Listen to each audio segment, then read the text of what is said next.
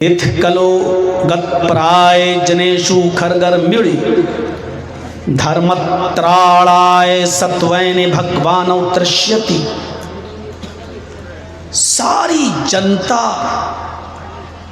गधों की तरह और जानवरों की तरह हो जाएगी। जनेषु सारी जनता, सारी आवामुन्नास का हाल ये होगा कि वो बिल्कुल खरगर मिड़ी जानवरों की तरह हो जाएगी, हैवान बन जाएगी, इंसानियत उसके अंदर बाकी नहीं रहेगी। धर्मत्राणाय सत्वैन, तब धर्म की रक्षा करने के लिए और सत्यता को नाफिज करने के लिए, सच्चाई को बचाने के लिए भगवान उत्तृष्यति, भगवान अवतार भेजेगा, यानी अंतिम ऋषि उस जमाने में आएंगे। नाम भी आया है, आपके बाप का भी नाम है, माँ का भी नाम बता दिया है, आपकी बीवियाँ कितनी होंगी वो सब तादाद मौजूद है, कोई दूसरा है ही नहीं उसमें। इदम जना उपश्रुत्य नराशंसिस्तश्विष्यते षष्टिम सहस्त्रनवीतम च कौरम मरुष्मेधुदत्महे। इदम अरबी ज़बान में जैसे या बोला जाता है, या हरफ निदा, संस्कृत में इदम हरफ निदा है। जना मानी जनता, इदम जना, इसका अगर अरबी में हम तर्जमा करें तो या अय्युहन्नास, ऐ लोगो, इदम जना, हाय संपूर्ण मानव जाति, हाय सारी दुनिया के लोगों, उपश्रुत, गौर से सुनो,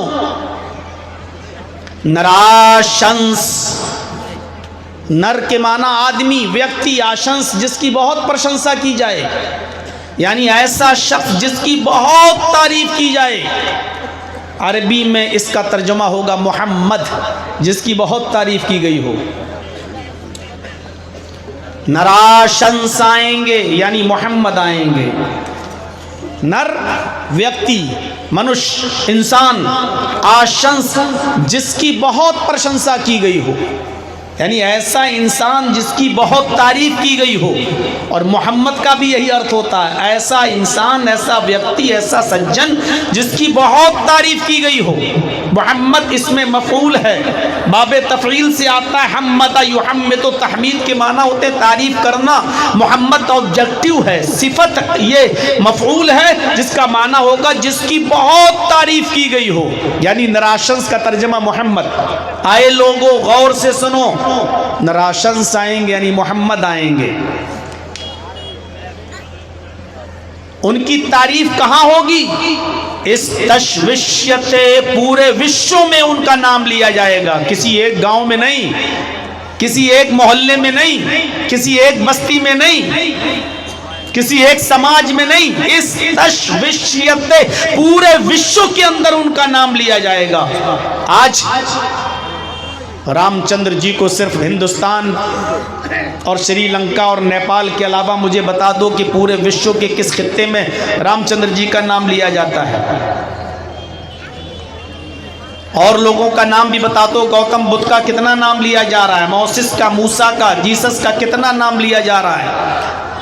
पूरे विश्व में सबसे ज्यादा, पूरी दुनिया में सबसे ज्यादा, मखलूकात के अंदर, इंसानियत में सबसे ज्यादा अगर किसी का नाम लिया जाता है तो वो हस्ती है मोहम्मदुर रसूलुल्लाह सल्लल्लाहु अलैहि वसल्लम की। अजान के बाद से जोड़ लीजिए आप, सुबह जब आप उठेंगे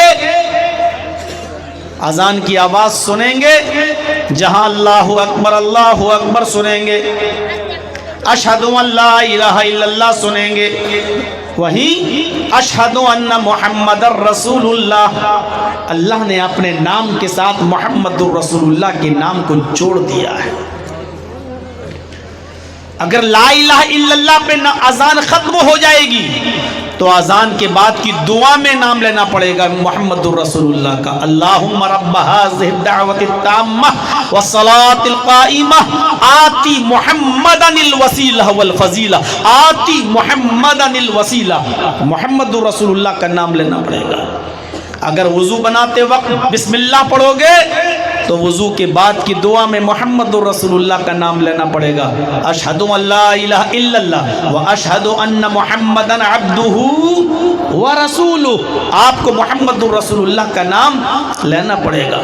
اگر نماز میں اللہ اکبر کہہ کر تکبیر تحریمہ کے ذریعے اللہ کے نام کے ذریعے نماز شروع کرو گے تو نماز ختم کرنے سے پہلے آپ کو السلام علیکہ ایھا النبی اور اشہد ان لا الہ الا اللہ و اشہد ان محمدا عبدہ و رسولہ اور سلام پھیرنے سے پہلے اللہم صلی علی محمد اللہم بارک علی محمد.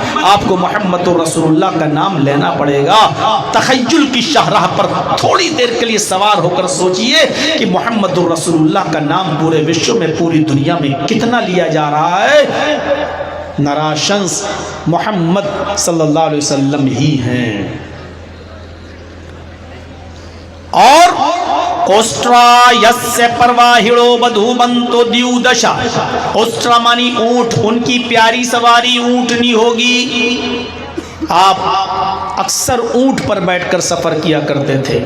یہاں تک کہ آپ نے حجۃ الوداع کا جو خطبہ دیا وہ بھی آپ نے قصوہ نامی اونٹنی کے اوپر بیٹھ کر اس پر کجاوا کسنے کا حکم دیا اور اس پر بیٹھ کر آپ نے حجۃ الوداع کا خطبہ دیا. آپ اکثر سفر اونٹ پر بیٹھ کر کیا کرتے تھے. اس منتر سے ایک تو یہ پتا چلتا ہے کہ وہ اس زمانے میں آئیں گے جب اونٹوں پر سفر کیا جاتا ہوگا. اس کی پیاری سواری اونٹنی ہوگی. اسٹرا یس سے پرواہڑو بدھو, بدھو کہتے ہیں بہو بیوی کو, دیو دو اور دشا 10. بدھو من تو دیو دشا, جس کی 2 اور 10 بیویاں ہوں گی. 2 اور 10 کتنی ہو گئی؟ 2 اور 10 پلس یعنی 12, جس کی 12 بیویاں ہوں گی. محمد رسول اللہ صلی اللہ علیہ وسلم کی 11 تو بیویوں کے نام حدیث کی کتابوں میں ملتے ہیں, اور ایک وہ ماریا قبطیہ جس کے بطن سے بھی اللہ کے نبی صلی اللہ علیہ وسلم کا ایک بیٹا پیدا ہوا جس کا نام آپ نے ابراہیم رکھا تھا.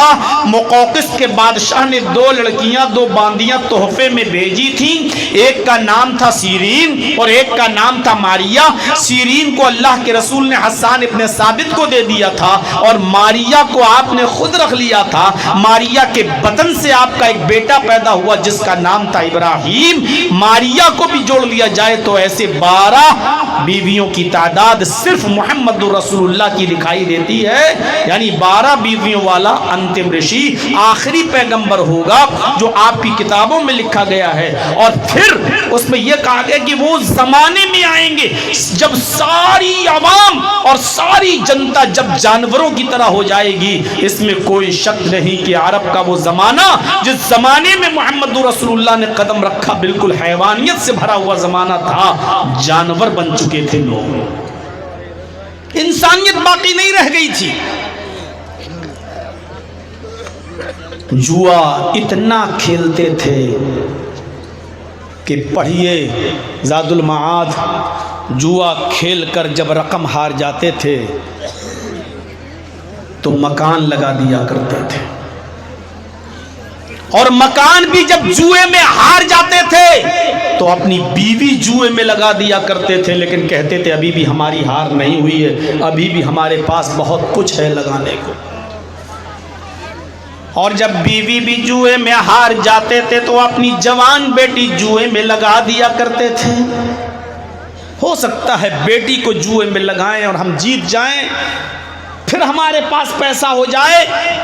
اور بیٹی بھی ہار جاتے تھے تب بھی وہ ہیرا پھیری کرتے تھے, ہار نہیں مانتے تھے. دولت اور اولاد کی کثرت کے لیے مرتے دم تک محنت کرتے تھے.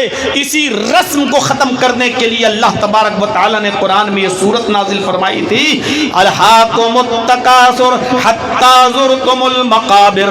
تمہیں تکاثر نے, تمہیں مال و دولت اور اولاد کی کثرت نے, زیادتی کے شوق نے ہلاک و برباد کر دیا. حتی زرتم المقابر, یہاں تک کہ تم مر مر کر قبروں کی زیارت کرنے لگے, مر مر کر قبروں میں جانے لگے. قبر میں جب تک چلے نہیں جاتے تھے ان کا یہ شوق پورا نہیں ہوتا تھا. وہ امید رکھتے تھے کہ ہو سکتا ہے کہ ابھی ہمیں زندگی مل جائے اور پھر ہم جوا کھیلیں اور ہمارے پاس دولت کی فراوانی ہو جائے, ہمارے پاس مال اور اولاد دونوں بڑھ جائیں. اس طریقے کی چاہت تھی ان کی. وہ اپنی جوان بیٹی بھی جوئے میں ہار جایا کرتے تھے. کیا کوئی انسان اپنی بیٹی کو داؤں پہ لگائے گا؟ کیا انسان کے اندر کی یہ صفت ہوتی ہے کہ وہ اپنی اولاد کو, اپنی بیٹی کو جوئے میں ہار جائے, جوئے میں لگا دے؟ انسانیت نکل چکی تھی ان کے اندر سے.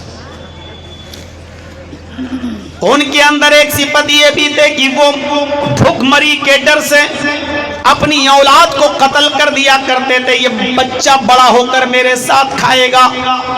قرآن نے ان کی صفت کو یوں بیان کیا, یقتلون ابناءہم, وہ اپنی اولادوں کو قتل کر دیا کرتے تھے. جوئے میں بہت آگے بڑھ چکے تھے. شراب نوشی کی تو کوئی انتہا نہیں تھی. اس بات سے آپ اندازہ لگا سکتے ہیں, ابن القیم لکھتے ہیں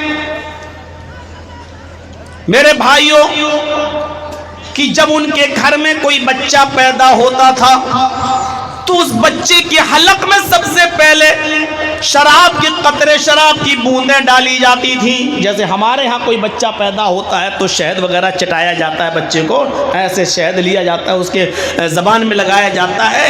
عرب کے اندر جب کوئی بچہ پیدا ہوتا تھا تو اس بچے کی حلق میں سب سے پہلے شراب کا قطرہ ڈالا جاتا تھا اور اس پر فخر ہوتا تھا, گرو ہوتا تھا کہ بہت بڑا کارنامہ انجام دے دیا.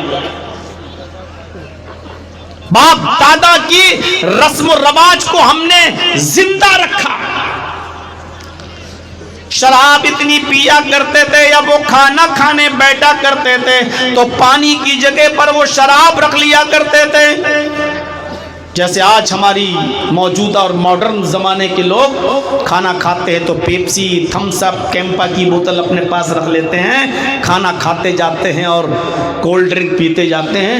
عرب کے لوگ کھانا کھاتے جاتے تھے اور شراب پیتے جاتے تھے. ابن القیم الجوزی لکھتے ہیں کہ شراب اتنی پیتے تھے کہ وہ بھول جاتے تھے شراب پینے کے بعد کہ میں اپنی بیوی کا ہاتھ پکڑ رہا ہوں یا اپنی بیٹی کا ہاتھ پکڑ رہا ہوں. امام احمد اپنی مسند کے اندر نقل کرتے ہیں کہ ایک صحابی جب شراب حرام نہیں ہوئی تھی, حرمت شراب سے پہلے, انہوں نے اتنی شراب پی لی کہ شراب کے نشے میں بجائے بیوی کے ہاتھ پکڑنے کے بیٹی کا ہاتھ پکڑ لیا, کھینچنے لگے. بیٹی چیخی, ماں دوڑتی ہوئی آئی, اپنے شوہر کے ہاتھ سے اپنی بیٹی کے ہاتھ کو چھڑایا اور اپنے شوہر کو کمرے میں بند کر دیا. یہ شراب کا نشہ تھا ان کا. اسی لیے شراب کو فوراً حرام نہیں قرار دیا گیا. مختلف مرحلوں سے گزرنے کے بعد شراب کی حرمت کا اعلان ہوا. شراب کے اتنے رسیہ تھے عرب کے لوگ کہ شراب کی حرمت کا اعلان بھی فوراً نہیں کیا گیا. یہ فوراً مان ہی نہیں سکتے. اگر شراب کی حرمت کا اعلان کر دیا تو کہیں لوگ بہک نہ جائیں, بتک نہ جائیں, ایسا نہ ہو کہ مذہب نہ چھوڑ بیٹھیں, اسلام سے دور نہ ہو جائیں.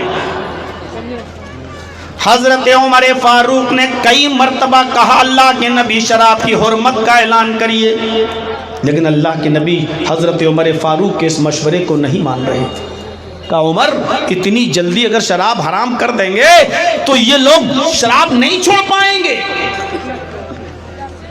اندازہ لگائیے ایک انصاری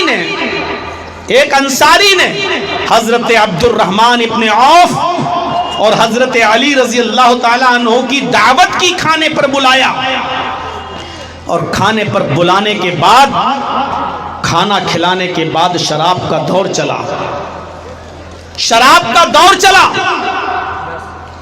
سب نے شراب پی کیونکہ حرام نہیں ہوئی تھی اس وقت. شراب کے نشے میں دھت ہو گئے اور اسی وقت مغرب کی اذان کا وقت آ گیا. اذان ہونے لگی, نماز پڑھی گئی. ایک صاحب شراب کے نشے میں نماز پڑھا رہے ہیں, اللہ اکبر کہہ کر نیت مانتے ہیں.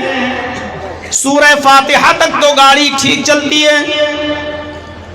صراط الذین انعمت علیہم غیر المغضوب علیہم ولا الضالین, یہاں تک تو ٹھیک پڑھا. اس کے بعد سورہ کافرون کی تلاوت کی جانے لگی, اور سورہ کافرون میں قُلْ يَا أَيُّهَا الْكَافِرُونَ لَا أَعْبُدُ مَا تَعْبُدُونَ, چینج کر دیا. نشے میں ہے کیا؟ لا اعبد ما تعبدون, اے نبی کہہ دو کیا اے کافرو میں ان کی عبادت نہیں کرتا جن کی عبادت تم کرتے ہو. لیکن وہ صحابی نماز پڑھا رہے تو کیا کہہ رہے ہیں؟ قُلْ يَا أَيُّهَا الْكَافِرُونَ نَحْنُ نَعْبُدُ مَا تَعْبُدُونَ. اے نبی کہہ دو اے کافرو ہم بھی ان معبودوں کی پوجا کرتے ہیں, ہم بھی ان خداؤں کی عبادت کرتے ہیں جن کی تم کرتے ہو. معنی ہی بدل گیا.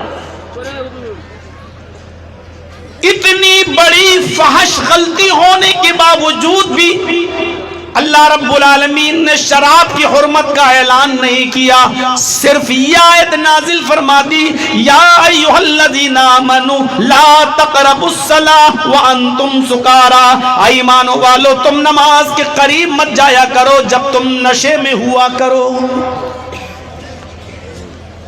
نماز میں قرآن کی آیتیں بدلی جانے لگی, الٹا سیدھا پڑھا جانے لگا, لیکن اس کے باوجود شراب کی حرمت کا اعلان نہیں ہوا. صرف اتنا کہہ دیا گیا نماز کے قریب مت جاؤ جب نشے میں ہو. جب تک جو تمہاری زبان سے جملے نکل رہے ہیں اس کو تم خود سمجھنے نہ لگو کہ کیا پڑھ رہے ہو, تب تک نماز کے قریب مت جاؤ. اب صحابہ کرام بڑے محتاط ہو گئے. اب نماز کے وقت شراب نہیں پیتے تھے. کیوں؟ ابھی شراب پیئیں گے تو نماز کا وقت ہو جائے گا, نماز کا وقت ہوگا تو ہماری جماعت چھوٹ جائے گی. تو اب احتیاط کرنے لگے, یہ کرنے لگے.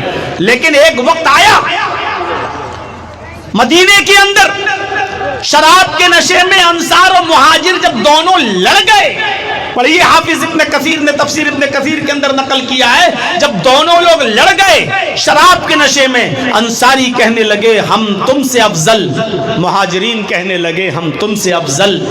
انصار کہنے لگے اللہ کے رسول صلی اللہ علیہ وسلم کو ہم نے پناہ دی, تم بھوکے اور ننگے مکے سے چل کر ہمارے پاس آئے تھے, ہم نے تمہیں گھر دیا رہنے کے لیے, تمہیں بسیرا دیا, تمہیں ٹھکانہ دیا, تمہارے پاس کچھ نہیں تھا, ہم نے تمہیں آباد کیا اور آج تم ہم سے افضل بنتے ہو.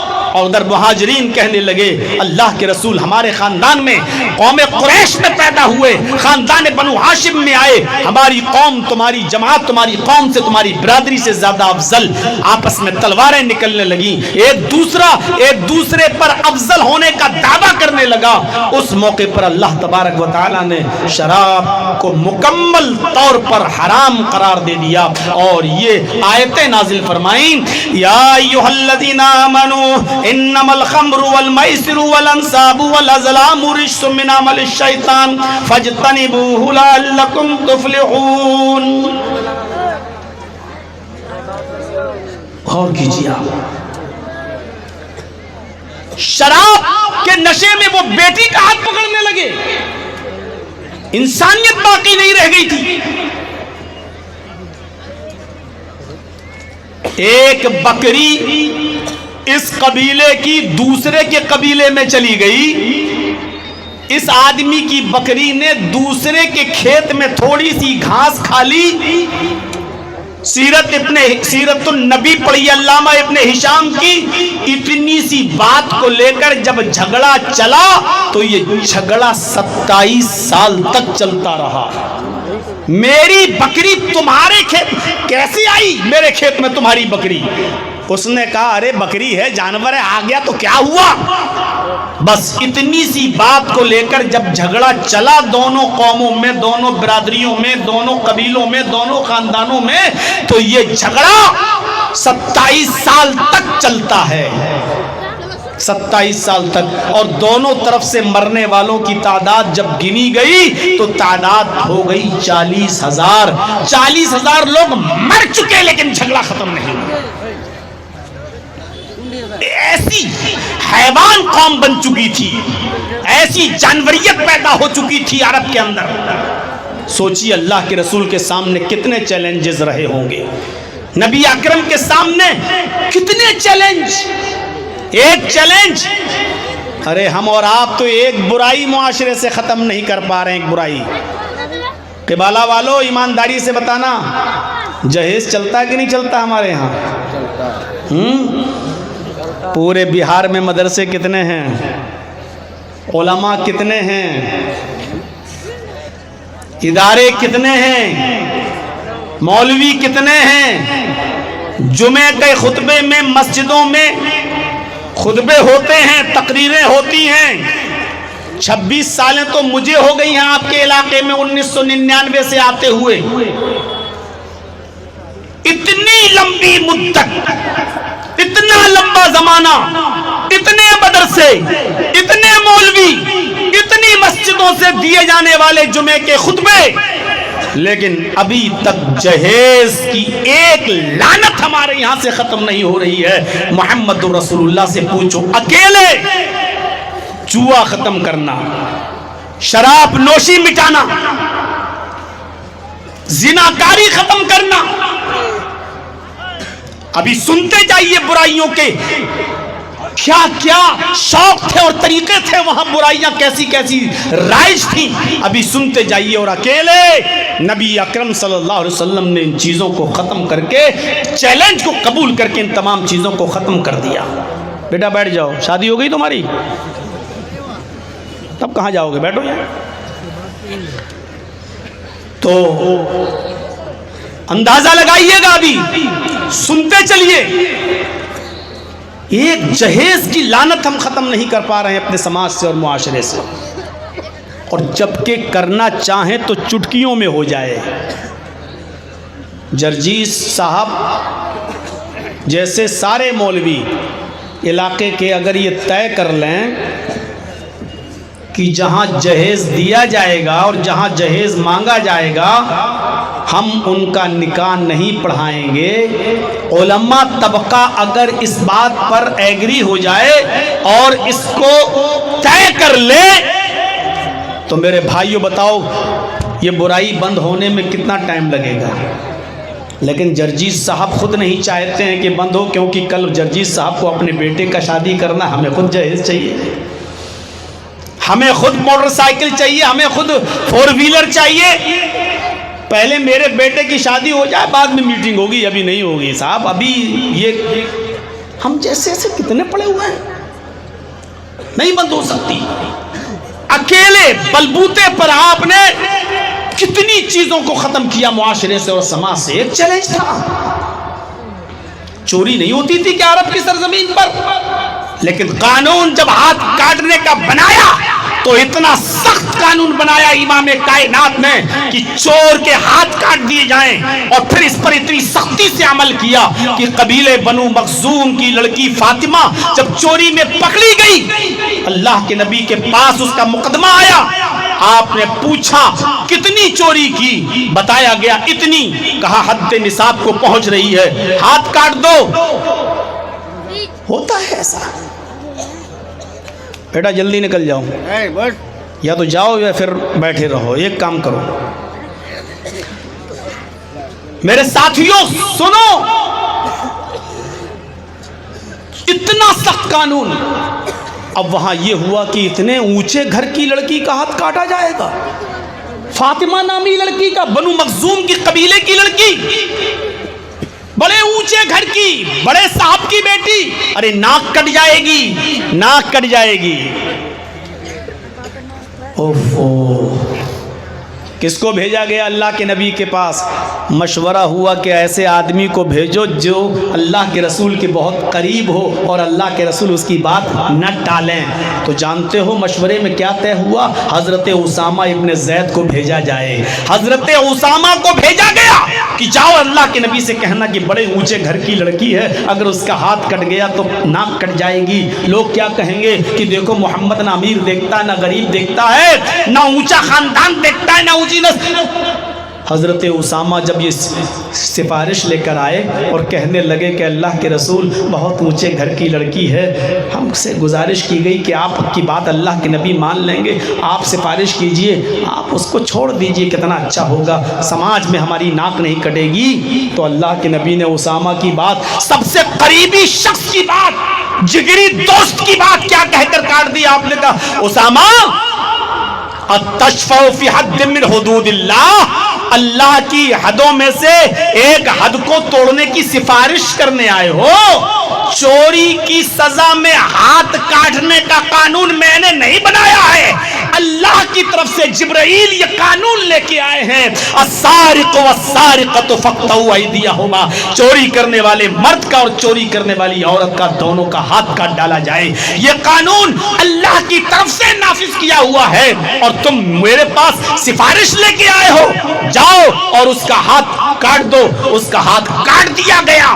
تب اللہ کے نبی نے زوردار اور شاندار الفاظ میں کہا تھا کہ آج قبیلے بنو مخزوم کی لڑکی کا جو ہاتھ کاٹا گیا ہے اس کو دیکھ کر کوئی یہ نہ کہے کہ میں نے دشمنی میں ہاتھ کاٹا ہے، بلکہ یہ اللہ کا قانون تھا جو میں نے پورا کیا ہے. اگر اس کی جگہ پر میری اپنی بیٹی ہوتی، آپ نے قسم کھا کر کہا، پڑھیے بخاری، واللہ لو ان فاطمہ بنت محمد سرقت لقطعت یدہا، اگر آج اس کی جگہ پر میری اپنی بیٹی، میری اپنی لخت جگر فاطمہ نے بھی چوری کی ہوتی تو میں اس کا بھی ہاتھ کاٹ دیتا. اس طریقے سے آپ نے چوری کو ختم کیا اور چوری کے سارے چور دروازوں کو بھی آپ نے بند کیا. ایک چیلنج تھا نبی اکرم کے سامنے. شراب کی حرمت کا جب اعلان ہوا تو شراب ایسے مدینے میں بہ رہی تھی. انسائکلوپیڈیا برٹانیکا پڑھیے، کرسچن رائٹر لکھتا ہے جیسے نالیوں میں بارش کے دنوں میں پانی اوپر آ جاتا ہے.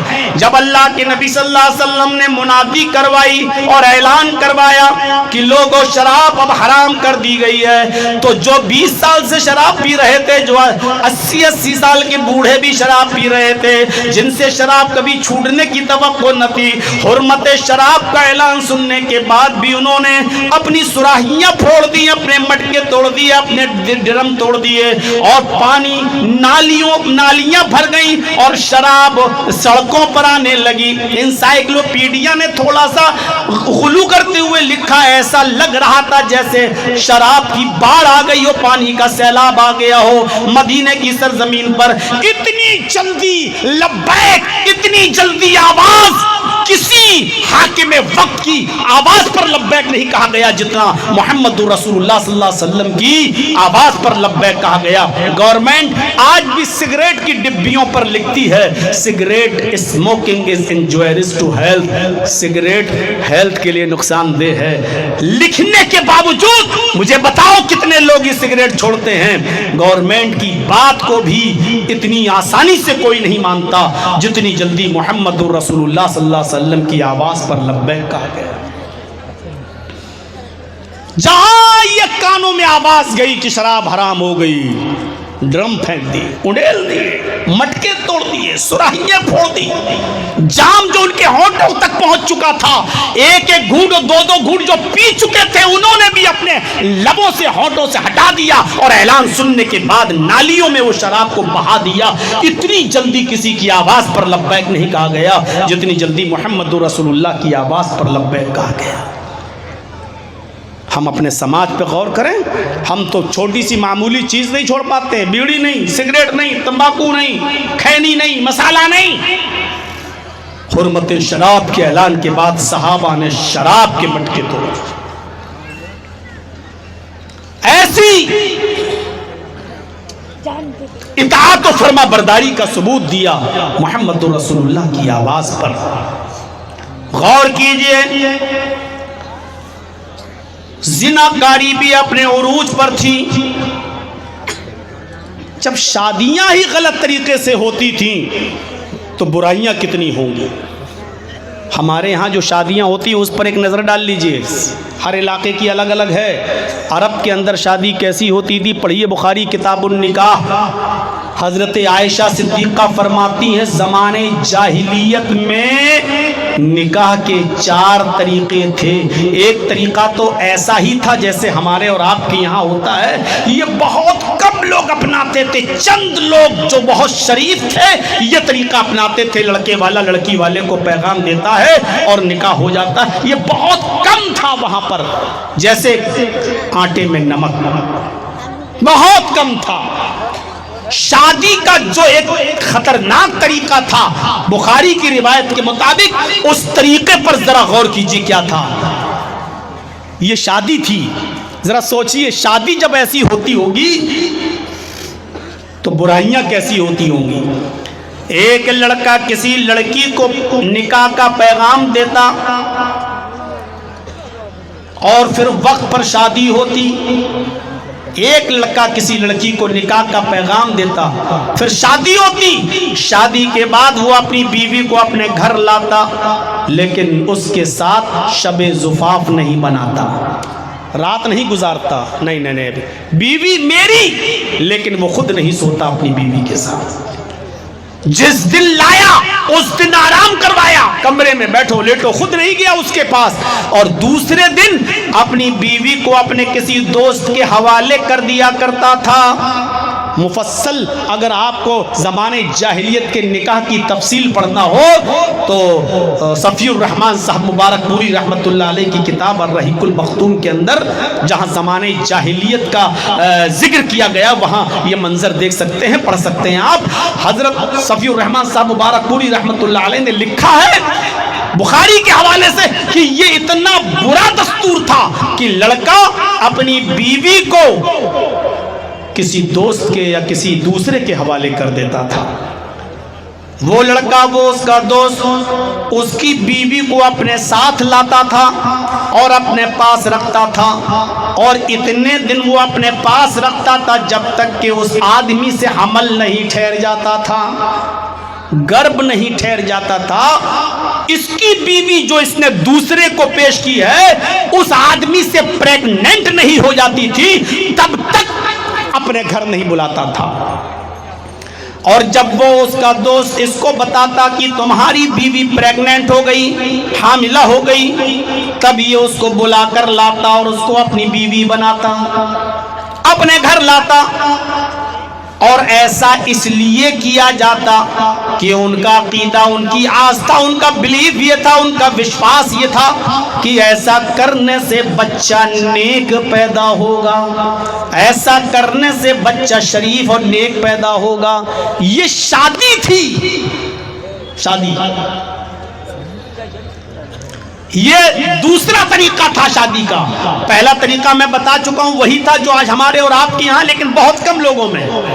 دوسرا طریقہ یہ تھا شادی کر کے لاتا, خود نہیں سوتا, دوسرے کے حوالے کر دیتا, اس سے پریگننٹ ہو جاتی, تب اس کو لے کے آتا, اپنی بیوی بناتا. اور ایسا اس لیے کیا جاتا تاکہ بچہ نیک پیدا ہو. شادی کا ایک تیسرا طریقہ دیکھیے کیا تھا. ایک ہی لڑکی کے پاس 3 سے زیادہ اور 10 تک لوگ جاتے تھے.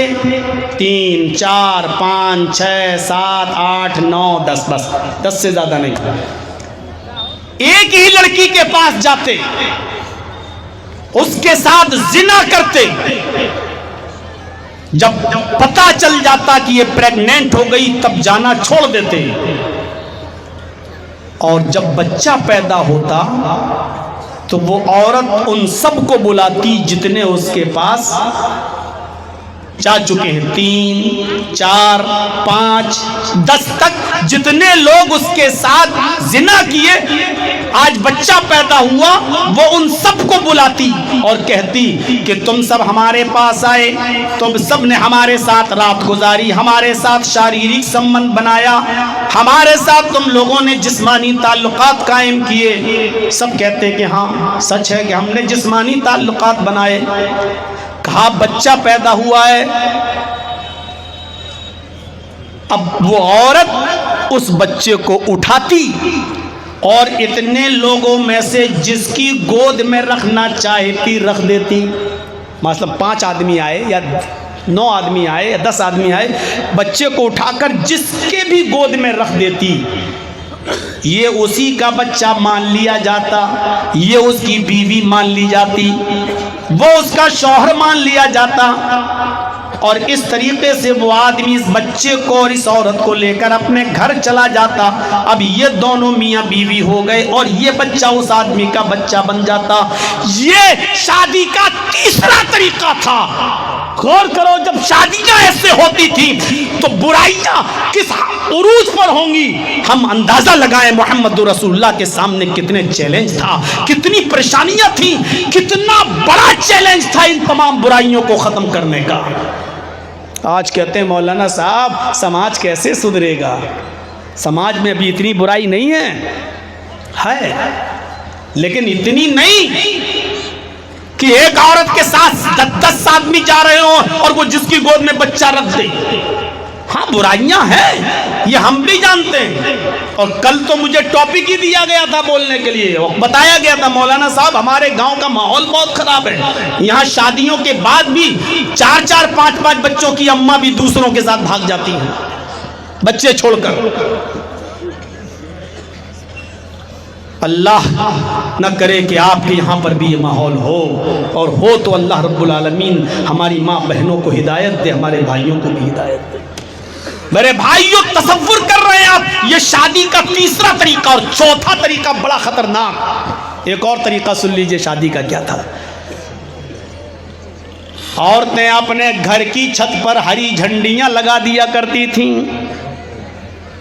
عورت اپنے گھر پر ہری جھنڈی لگا دیا کرتی تھی. اس کا مطلب یہ تھا کہ میں فری ہوں اور جو بھی میرے پاس آنا چاہے آ جائے. پورے سال تک لوگ اس کے پاس آتے تھے, پورے سال تک. اور اس میں تعداد بڑھ بھی جاتی تھی, کافی لوگ ہو جاتے تھے. اور جب 9 مہینے کے بعد اس عورت کے بچہ ہوتا تھا تب وہ ان سب کو بلاتی تھی جتنے لوگ اس 9 مہینے میں اس کے پاس آئے, چاہے وہ 100 ہو گئے ہوں, 200 ہو گئے ہوں, 50 ہو گئے ہوں, جتنے لوگ اس کے پاس آ چکے وہ سب کو بلاتی اور کہتی کہ تم کو تو معلوم ہے کہ تم لوگ سب میرے پاس آئے ہو اور سب نے میرے ساتھ رات گزاری ہے, زنا کیا ہے, اب بچہ پیدا ہوا. اب وہ عورت اس بچے کو نہیں رکھتی تھی کسی کی گود میں, خانے کعبہ سے ایک قیافہ شناس بلایا جاتا تھا. جیسے آج کل ہوتے ہیں نا پنڈت لوگ آتے ہیں تو مہورت نکالتے ہیں نا, شادی میں کون سا دن اچھا رہے گا, شبھ رہے گا, کون سی تاریخ شبھ رہے گی. اور پتہ نہیں مہورت نکالنے کے بعد بھی پتہ چلتا ہے کہ اسٹوو سے جلا دی گئی, سلنڈر سے مار دی گئی, آگ سے جل گئی. اور ہمارے ساتھ کتنے لوگ جیل میں تھے بیچارے جو اسی میں آئے تھے کہ صاحب ہتیا میں آئے. کس کی ہتیا میں؟ ہمارے اوپر سسرال والوں نے ہتیا کا جرم لگا دیا, عورت کو مارا, بیوی کو مارا, جبکہ ہمارا قصور نہیں. اب اللہ بہتر جانے کس کا قصور کیا ہے. تو میرے بھائیوں جیسے مہورت نکالا جاتا ایسی خانہ کعبہ سے قیافہ شناس کو بلایا جاتا تھا, اور قیافہ شناس آنے کے بعد اس بچے کو دیکھتا اور پھر یہ دیکھتا کہ اتنے لوگوں میں اس کی شکل کس آدمی سے مل رہی ہے. قیافہ شناس اس کی شکل کو میچ کرتا, ملاتا, ٹیلی کرتا, کس سے مل رہی ہے. پھر وہ اس بچے کی شکل سے جس کی شکل مل رہی ہوتی اسی کی گود میں یہ بچہ رکھ دیتا اور اس عورت کو اس آدمی کے حوالے کر دیتا اور کہتا کہ یہ تیری بیوی، یہ تیرا شوہر، یہ تیرا بچہ، اب آج کے بعد یہ تیری بیوی ہے، جاؤ لے جاؤ۔ اس طریقے سے شادی کا یہ چوتھا طریقہ تھا۔ اس چوتھے طریقے، اتنے قسم کے نکاح،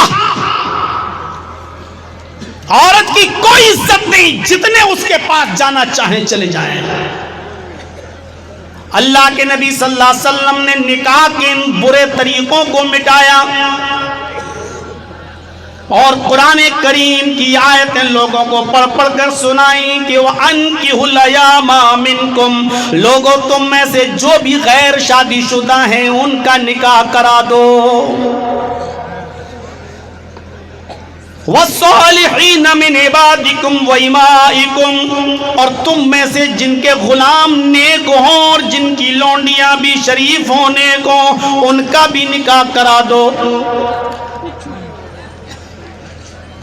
اسلام چاہتا ہے کہ غلام اپنی غریبی کی وجہ سے بیٹھا نہ رہے، کوئی لونڈی بھی اپنی غربت کی وجہ سے بیٹھی نہ رہے، غلام کو یہ کہنے کا موقع نہ ملے کہ میں تو کسی کا غلام ہوں، میں کہاں سے نکاح کر سکتا ہوں۔ سماج کو اللہ حکم دے رہا ہے، لوگوں کو حکم دے رہا ہے، گاؤں والوں سے کہہ رہا ہے، محلے والوں سے کہہ رہا ہے، سوسائٹی والوں سے کہہ رہا ہے، اگر تمہارے سماج میں، تمہاری سوسائٹی میں کوئی غیر شادی شدہ ہے تو ان کا نکاح کرا دو۔ ان یکونوا فقراء یغنہم اللہ من فضلہ، یہ مت دیکھو کون غریب ہے کون امیر ہے، جو فقیر ہوگا، تنگ دست ہوگا، بدحال ہوگا، اللہ اس کو اپنے فضل سے غنی کر دے گا، اللہ اپنے فضل سے غنی کرے گا۔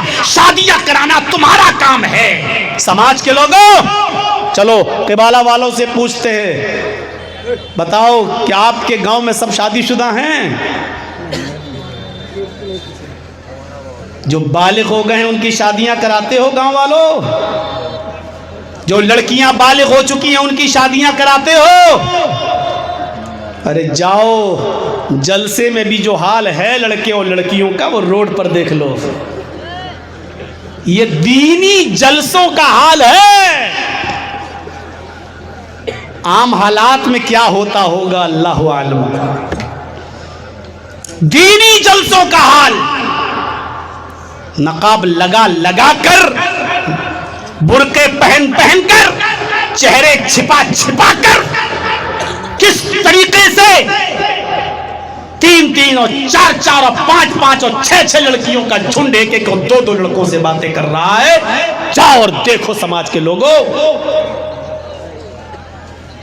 شادی کرا دو، یہ سماج کے لوگوں کی ذمہ داری ہے۔ کھل کے کہہ دوں، جو 20 سال کا، 22 سال کا، 25 سال کا، 30 سال کا لڑکا ہے اور اس کی شادی نہیں ہوئی ہے، اور گاؤں والے اس کی شادی کی فکر نہیں کر رہے ہیں، اے گاؤں والوں، وہ کھلا ہوا ساڑ ہے، کسی کی بھی بہن اور بیٹی کی کسی بھی وقت عزت سے کھلواڑ کر سکتا ہے۔ جس کی بیٹی 25 سال کی، 30 سال کی ہو چکی ہے اور شادی نہیں ہوئی ہے، گاؤں والوں، وہ کھلی ہوئی، معاف کیجئے گا معذرت کے ساتھ کہہ رہا ہوں، وہ کھلی ہوئی اور بے حیا گائے ہو چکی ہے، وہ کسی بھی وقت پورے سماج کو گندا کر سکتی ہے۔ اس لیے اللہ نے کہا وَأَنكِحُوا الْأَيَامَ مِنكُمْ، تم میں سے جو غیر شادی شدہ ہیں، لڑکے ہوں یا لڑکیاں، ان کا نکاح کرا دو، اور لڑکے اور لڑکیاں ہی نہیں بلکہ یہاں تک فرمایا وَالصَّالِحِينَ مِنْ عِبَادِكُمْ وَإِمَائِكُمْ، تمہارے غلاموں میں سے اور لونڈیوں میں سے جو نیک ہیں ان کی بھی شادی کرا دو۔ غریبی کی وجہ سے کوئی یہ نہ کہہ سکے کہ میں شادی نہیں کر سکا، میرے پاس پیسہ نہیں ہے، میرے پاس اتنا پیسہ نہیں ہے۔ اپنے پیروں پہ کھڑے ہو جائیں گے تب شادی کریں گے۔ صاحب اسلام میں یہ نہیں ہے۔ اسلام کے اندر صرف اتنا ہے کہ اگر تم اپنی بیوی کو کھلا سکتے ہو، پلا سکتے ہو، بیمار ہو جائے تو اس کا علاج کر سکتے ہو اور اس کا حق زوجیت ادا کر سکتے ہو تو تمہیں نکاح کرنا پڑے گا۔ یا معاشر الشباب من استطاع منکم الباء فلیتزوج، اے نوجوانوں کی جماعت، اگر تم اپنی بیوی کو کھلانے اور پلانے کی طاقت رکھتے ہو، اس کی حق زوجیت کو ادا کرنے کی طاقت رکھتے ہو، فَلْيَتَزَوَّجْ، تو تم نکاح کر لو۔ پھر فرمایا نکاح کرنے کا حکم اس لیے دیا جا رہا ہے کہ نکاح کرنے کا یہ فائدہ ہوگا، فَإِنَّهُ أَغَضُّ لِلْبَصَرِ وَأَحْسَنُ لِلْفَرْجِ، نکاح سے نگاہیں جھک جاتی ہیں، آنکھیں نیچی ہو جاتی ہیں اور شرمگاہ کی حفاظت ہوتی ہے، یعنی دوسروں کی ماں بہن بیٹیاں محفوظ ہو جاتی ہیں۔ مولانا صاحب کہاں دوسروں کی ماں بہن بیٹیاں محفوظ ہوئی ہیں؟ شادی شدہ لوگ تو اور بگڑے ہوئے ہیں، اپنی بیوی پر ڈورے دوسروں کی عورتوں پہ ڈورے ڈال رہے ہیں، سب معلوم ہے۔ 26 سال سے آتا ہوں، خوب تجربہ ہے، جلسوں میں کتنے لڑکے اور کتنی لڑکیاں پکڑے گئے ہیں سب معلوم ہے، بٹھا کے رکھے گئے ہیں۔ صبح ہو کے سرپنچ صاحب فیصلہ کرتے ہیں، اچھا لڑکا لڑکی کو لے کے بھاگا ہے، پہلا سزا چل نکاح کراؤ دونوں کا۔ اب لڑکا اور لڑکے کا باپ کہتا صاحب نکاح نہیں کریں گے، نہیں صاحب نہیں ہو گئی غلطی، نکاح نہیں کریں گے، نکاح نہیں کرے گا، لے کے بھاگا تھا، کہاں چلو نکاح نہیں کرے گا تو 5 لاکھ روپے جرمانہ، کسی کی لڑکی لے کے بھاگو گے؟ سرپنچ نا قیامت کے دن یہ اتنا لٹھیائے جائیں گے یہ لوگ جو فیصلہ کر رہے ہیں۔ کیوں صاحب 5 لاکھ روپے لڑکا کیوں دے، لڑکے کا باپ کیوں دے؟ صاحب کسی کی لڑکی لے کے بھاگا، اس کے گھر گیا تھا، لڑکی اٹھا کے لے گیا تھا، لڑکی کی مرضی نہیں تھی بھاگنے میں۔ بغیر لڑکی کی مرضی کے کوئی لڑکا کسی لڑکی کو لے کر بھاگ ہی نہیں سکتا، یہ ہو ہی نہیں سکتا کہ کوئی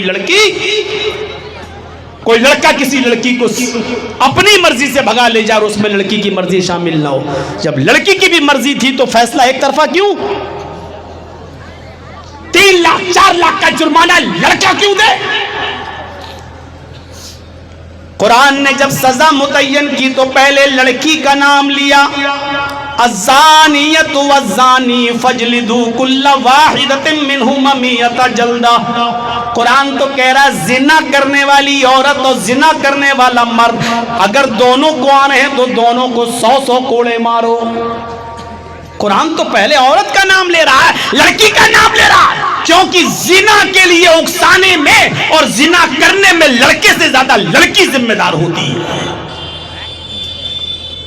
اور آپ فیصلہ سناتے ہیں لڑکے والا جرمانہ دے۔ قیامت کے دن یہ مکھیا لوگ اور یہ سرپنچ بھی پکڑے جائیں گے۔ آؤ کیا تم فیصلہ کرتے ہو؟ میں یہ بات اس لیے کہہ رہا ہوں کیونکہ بہت سی جگہوں پر فیصلے میں نے دیکھے ہیں، اسی کٹیہار میں اور اسی پورنیہ میں اور ارریہ میں گاؤں والوں نے یہ فیصلے سنائے، اس بنیاد پر میں کہہ رہا ہوں میرے بھائیوں، زناکاری عام تھی، عروج پر تھی، حد سے زیادہ تھی، شادیوں کے یہ طریقے تھے، اسلام نے ان تمام طریقوں پر پابندی لگا دی اور حکم دیا کہ جو غیر شادی شدہ ہیں معاشرے کو پاک و صاف رکھنے کے لیے ان کا نکاح کرا دو۔ اللہ کے رسول کے پاس ایک عورت آئی اور بخاری کی روایت، اللہ کے نبی میں آپ سے نکاح کرنا چاہتا ہوں، آپ خاموش رہے۔ اس نے دوبارہ کہا آپ خاموش رہے، اس نے تیسری بار کہا آپ خاموش رہے، اس نے چوتھی بار کچھ کہنا چاہا تو ایک صحابی بولے کہ اللہ کے رسول وہ بار بار آپ سے شادی کی بات کر رہی ہے اور آپ کچھ بول نہیں رہے، اگر آپ کو نہیں کرنا ہے تو میرے ساتھ کر دیجئے شادی۔ اے کیا معاملہ تھا، میرے ساتھ کر دیجئے شادی۔ اللہ کے نبی نے کہا نہیں میں تو نہیں کر سکتا، تم کرو گے؟ کہا جی۔ اس عورت سے پوچھا تم کرو گی؟ کہا اللہ کے رسول میں آپ کے لیے آئی تھی، اگر آپ نہیں کرنا چاہتے تو پھر میں اس کے ساتھ کر لوں گی۔ پھر آپ نے اس صحابی سے پوچھا دینے کے لیے کیا ہے؟ دینے کے لیے کیا ہے؟ نہیں مہر، بیوی کو، ہونے والی بیوی کو کیا دے گا؟ آدمی سے پوچھا، یہاں پوچھتے ہیں موٹر سائیکل ملے گی یا نہیں ملے گی؟ 5 کلومیٹر میرا بیٹا دور دکان پہ جاتا ہے، آنے جانے میں آسانی رہے گی، کٹورا لے کے بھیک مانگ لے، انٹرنیشنل بھکاری کیوں نہیں بن جاتا؟ بیٹی لڑکی سے مانگ رہا ہے، کیا ملے گا؟ اللہ کے نبی نے کہا کیا دے گا؟ حدیث کے الفاظ ما عندی شیء، کچھ نہیں ہے، کچھ نہیں ہے، اور شادی کرنا چاہ رہا ہے۔ اللہ کے نبی نے فرمایا جاؤ اور گھر میں کچھ تلاش کر کے لاؤ، جو بھی ہو گھر میں مہر میں دو۔ وہ گھر گیا اور لوٹ کے آیا اور کہتا اللہ کے رسول کچھ نہیں ملا۔ آپ نے دوبارہ بھیجا، التمس خاتما من الحدید، لوہے کی انگوٹھی مل جائے تو وہی لیا، لوہے کی، 2 روپے میں اور 4 روپے میں یہاں بک رہی ہوں گی، لوہے کی انگوٹھی مل جائے تو وہی لے آؤ۔ وہ گھر گیا اور آتا اور کہتا ما وجدت خاتما من الحدید، اے اللہ کے رسول لوہے کی انگوٹھی بھی نہیں ملی۔ آپ نے کہا اچھا یہ حال ہے تمہارے گھر کا؟ جی، اور شادی کرنا چاہ رہا ہے۔ آپ نے کہا اچھا کچھ بھی نہیں ہے؟ کہتا ایک چیز ہے مجھے یاد آ رہی ہے۔ کہا کیا؟ سنیں گے تو آپ کو ہنسی آئے گی۔ عندی ازار یا رسول اللہ، ایک لنگی ہے میرے پاس۔ آپ نے کہا وہ لنگی اس کو دے دے۔ کہتا اللہ کے رسول سوتے وقت میں پہنتا ہوں، پرانی لنگی ہے، اس کو دے دوں گا تو میں کیا پہنوں گا، آدھی دے سکتا ہوں۔ آپ نے کہا آدھی لنگی پھاڑ کے اس کو دے گا تو آدھے میں اس کے کسی کام کی نہیں اور آدھی تیرے بھی کسی کام کی نہیں۔ بولا میرے تو کام کی ہے، میں کہیں نہیں پہن نہیں سکوں گا تو کہیں بچھا کے بیٹھ تو جاؤں گا، دھوپ میں کہیں جا رہا ہوں پیڑ کے نیچے بچھا کے بیٹھ تو جاؤں گا، آدھی تو دے سکتا ہوں آدھی نہیں۔ پرانی لنگی وہ بھی پوری نہیں دے رہا، کہہ رہا آدھی دے سکتا ہوں۔ آپ نے کہا پھر اپنے پاس رکھ لے۔ اچھا یہ بتا قرآن کتنا یاد ہے؟ افسوس، سنیے اور افسوس کیجئے ہم اور آپ اپنے آپ پر۔ دولت نہیں، سونا نہیں، چاندی نہیں، جواہرات نہیں، پیسہ نہیں، کچھ نہیں، یہاں تک کہ لوہے کی انگوٹھی بھی نہیں۔ لیکن پوچھا کہ قرآن کتنا یاد ہے؟ اس نے کہا اللہ کے رسول سورہ ملک یاد، سورہ حشر یاد، سورہ حق یاد، سورہ قیامہ یاد، سورہ نبا یاد۔ اللہ کے نبی نے کہا اتنی صورتیں یاد ہیں؟ کہا ہاں۔ آپ نے اس عورت سے پوچھا کہ عورت کیا تجھے یہ صورتیں یاد ہیں؟ اس نے کہا نہیں۔ فرمایا تیرا ہونے والا شوہر اگر تجھے قرآن کی یہ صورتیں یاد کرا دے اور یہی صورتیں تیرا مہر بن جائیں تو تو نکاح کرنے کے لیے تیار ہے یا نہیں؟ کہنے لگی اللہ کے رسول جس عورت کے نکاح میں قرآن کی صورتیں مہر بن جائیں اس سے زیادہ بابرکت نکاح اور کس عورت کا ہو سکتا ہے؟ اللہ کے نبی صلی اللہ علیہ وسلم میں تیار ہوں۔ آپ نے اسی وقت نکاح پڑھایا اور ان دونوں کو رخصت کر دیا۔ نہ بارات کا پتہ، نہ ہلدی کا پتہ، نہ مہندی کا پتہ، ہاں نہ 300 چوروں کا پتہ، نہ 400 ڈکیتوں کا پتہ۔ برا لگ رہا ہے نا؟ لگے گا، ظاہر ہے لڑکی والے کے یہاں کھانا جاؤ گے، لڑکا کہتا 300 آدمیوں کی بارات لے کے آؤں گا، 300 غریب آدمی ہے۔ اور یہ ڈکیتی نہیں ہے، جہیز کم دو گے تو چلے گا لیکن مہمانوں کی خاطری اچھی طریقے سے کرنا۔ اچھا کہتے کہ نہیں کہتے ہیں میرے ساتھ اتنے لوگ آئیں گے، مہمانوں کی خاطری ذرا اچھے سے کرنا۔ یہ اچھے سے کرنے کا مطلب سمجھتے ہو نا؟ بڑا نہیں چلے گا، بڑا نہیں چلے گا، مٹن اور چکن کے نیچے کوئی بات نہیں۔ اب اس 300 اور 400 تھوڑے الفاظ سخت ہیں میرے، ان چوروں لٹیروں کا پیٹ بھرنے کے لیے، ان ڈاکوؤں کا پیٹ بھرنے کے لیے بیچارہ کہاں سے قرضہ لیتا ہے۔ سعودی عرب سے حج کر کے آئے صاحب، سب رومال ڈالا ہے، منہ میں پان، داڑھی پہ ہاتھ پھیر کے، کہاں جا رہے؟ بارات میں جا رہے ہیں، بارات میں جا رہے ہیں، منہ میں پان، داڑھی لمبی، ہاتھ پھیرا، سعودیہ کا رومال لال رنگ کا ڈالا، کہاں جا رہے؟ بارات میں جا رہے ہیں صاحب، بارات میں جا رہے ہیں۔ چور کہیں گے بارات میں جا رہا تو کتنا اچھا شوق سے بڑے فخر سے کہہ رہا بارات میں جا رہے ہیں صاحب۔ ذرا تصور کیجئے کیا بارات تھی، نکاح ہو گیا، رخصت ہو گئی۔ اسی کو قرآن نے کہا ہے نیک لونڈے جو غلام ہیں اور لوٹیاں جو شریف ہیں ان کا بھی نکاح کرا دو، ان کی غربت، ان کی مفلسی ان کے نکاح میں رکاوٹ نہ بنے۔ یہ حکم دیا جناب محمد رسول اللہ کے ذریعے اللہ رب العالمین نے پوری امت کو، پورے اپنے بندوں کو یہ حکم دیا ہے۔ اس طریقے سے آپ نے نکاح کو عام کروایا۔ سنیے، زناکاری کے دروازے بند کر دیے جو پہلے چلتے تھے، اتنی سخت سزا متعین کر دی، اتنی سخت سزا متعین کر دی تاکہ کوئی کسی کی ماں، کسی کی بہن اور کسی کی بیٹی پر پھر غلط نظر نہ ڈال سکے۔ یہ سخت سزا نہیں ہے۔ کنوارا لڑکا ہے، کنواری لڑکی ہے، زنا کیا گیا ہے اور ثابت ہو جائے، 4 گواہ مل جائیں، 100 کوڑے مارو۔ لڑکا ہے تو تھوڑی سی تبدیلی کی گئی ہے سزا میں، کنوارا لڑکا ہے تو اس کو پتھروں سے مارا جائے گا، لیکن دوڑا دوڑا کے مارا جائے گا، چاروں طرف لوگ پتھر لیے کھڑے ہوں گے، ادھر سے مارا جائے گا، وہ بھاگے گا، دوسری طرف سے اس کو مارا جائے گا، ادھر سے بھاگے گا، تیسری طرف سے مارا جائے گا۔ اس کو دوڑا دوڑا کے شادی شدہ کو اگر شادی شدہ ہے تو اس کو رجم کیا جائے، سنسار کر دیا جائے گا، اور کنوارا ہے تو اس کو 100 کوڑے مارے جائیں گے۔ کنوارا ہے تو اس کو 100 کوڑے مارے جائیں گے اور 1 سال کے لیے شہر بدر کر دیا جائے گا۔ آپ اس کو اپنے گاؤں میں نہیں رکھ سکتے، اپنی بستی میں نہیں رکھ سکتے۔ لڑکی ہے تو اس کو بھی 100 کوڑے مارے جائیں گے اور 1 سال کے لیے شہر بدر کر دیا جائے گا۔ شادی شدہ ہے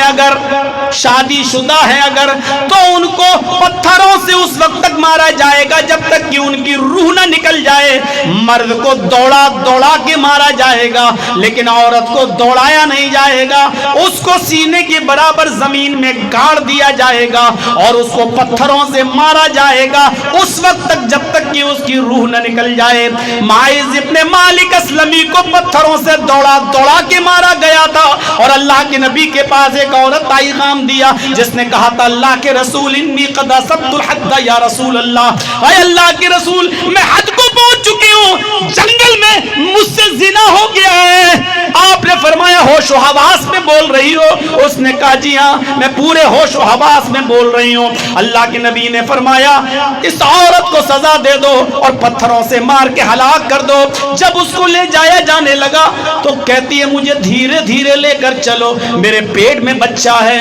کہا گیا اللہ کے رسول یہ تو حاملہ ہے، اس کے پیٹ میں بچہ ہے۔ اللہ کے نبی نے فرمایا اے خاتون ابھی تجھے سزا نہیں دی جائے گی، تیری غلطی کی سزا اس معصوم کو نہیں دی جا سکتی ہے۔ جب یہ بچہ پیدا ہو جائے تب آنا۔ وہ گئی اور 9 مہینے کے بعد جب بچہ پیدا ہو گیا تب لے کر آئی۔ اللہ کے نبی نے کہا اس کو سزا دے دو۔ جیسی اس کو سزا کے لیے لے جایا جانے لگا وہ رونے لگا بچہ، کہنے لگی اللہ کے رسول کیا آخری مرتبہ میں اس بچے کو دودھ پلا سکتی ہوں اپنا؟ اللہ کے نبی نے اس بچے کو اس عورت کے حوالے کر دیا۔ اس بچے نے اپنی ماں کی پستان سے لگ کر دودھ پیا۔ جب پیٹ بھر کے دودھ پی چکا، دودھ اس کے منہ پہ لگا ہوا تھا، اس نے اللہ کے نبی کے حوالے کیا۔ اللہ کے نبی نے اس بچے کے ہونٹوں پر دودھ لگا ہوا دیکھا تو فرمایا اے خاتون ابھی تجھے سزا نہیں دی جا سکتی، ابھی اس بچے کی غذا تیری پستانوں میں موجود ہے۔ جب یہ بچہ روٹی کھانے لگے تب لے کر آنا، جب تک یہ دودھ پیتا ہے اس کو دودھ پلا، جب روٹی کھانے لگے تب لے کر آنا۔ جب وہ بچے کو جلدی روٹی کھانا سکھا دیتی ہے اور جب وہ بچہ روٹی چبانے لگا تب لے کر آئی۔ کہا اللہ کے رسول اب یہ بچہ روٹی بھی کھانے لگا، شریعت محمدی میں شاید اب گنجائش باقی نہیں تھی، آپ نے اس بچے کو اپنی گود میں لے کے ایک صحابی کے حوالے کر دیا، اس عورت کو سنسار ہونے کے لیے بھیج دیا۔ اس کو سینے کے برابر گاڑا گیا اور پہلا پتھر خالد ابن ولید کے ہاتھ میں ہے۔ پہلا پتھر جب خالد ابن ولید نے اس کو مارا تو سر پھٹ جاتا ہے اور خون کا فوارہ خالد ابن ولید کے کپڑوں کو خراب کر دیتا ہے۔ ان کی زبان سے کچھ نازیبہ جملے نکل جاتے ہیں، تیرا ستیہ ناچ جائے، کم بخت بدبخت بدچلن، ایسے کچھ جملے بول دیتے ہیں۔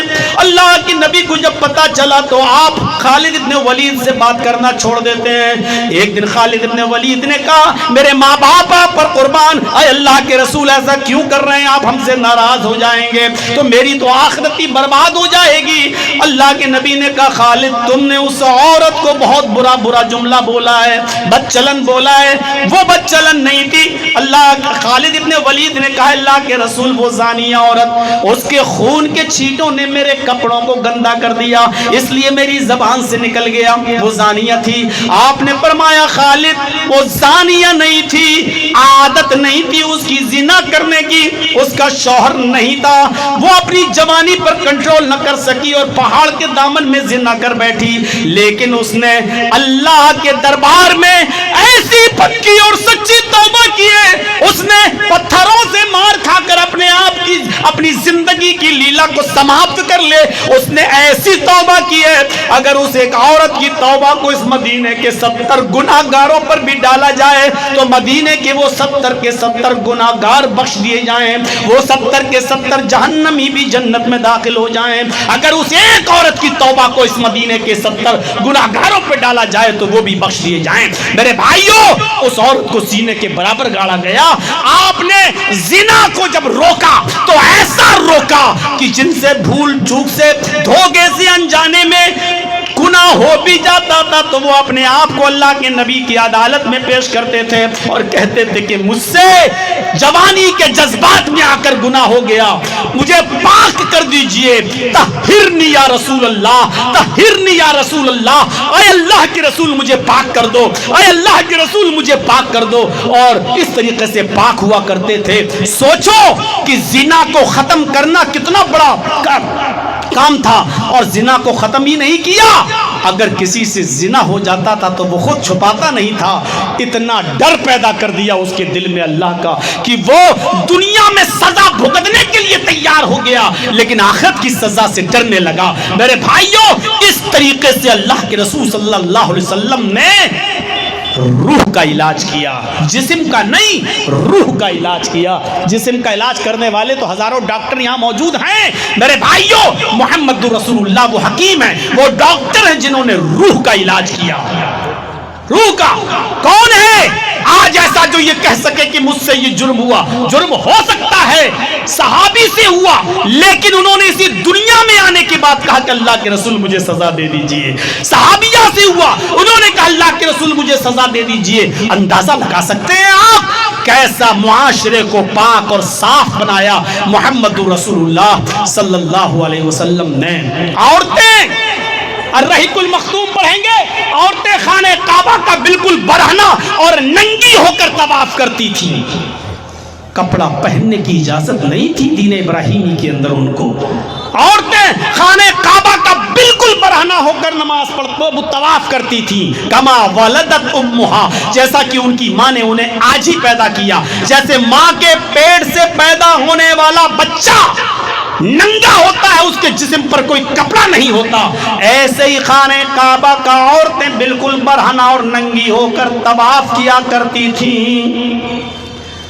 اللہ تعالیٰ نے اس رسم بد کو یہ کہتے ہوئے بند کروایا، خذوا زینتکم عند کل مسجد، ہر مسجد کے پاس جب جاؤ تو زینت اختیار کر لیا کرو۔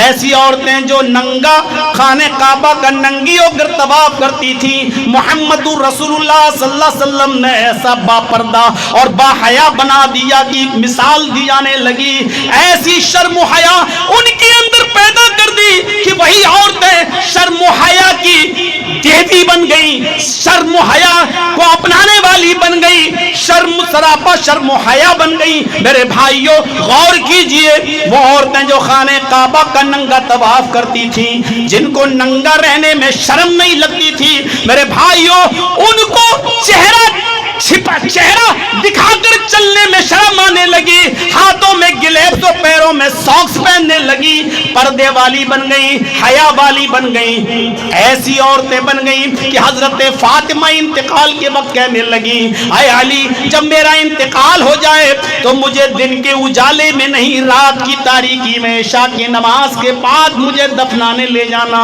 کہا اے فاطمہ تم میری بیوی نہیں محمد رسول اللہ کی بیٹی بھی ہو، ایسا کیوں کہہ رہی ہو؟ اللہ حضرت علی نے حضرت فاطمہ نے فرمایا اے علی میں نہیں چاہتی ہوں کہ میرے جسم پر میرے مردہ جسم پر پڑے ہوئے کفن پر بھی کسی غیر مرد کی نظر پڑے.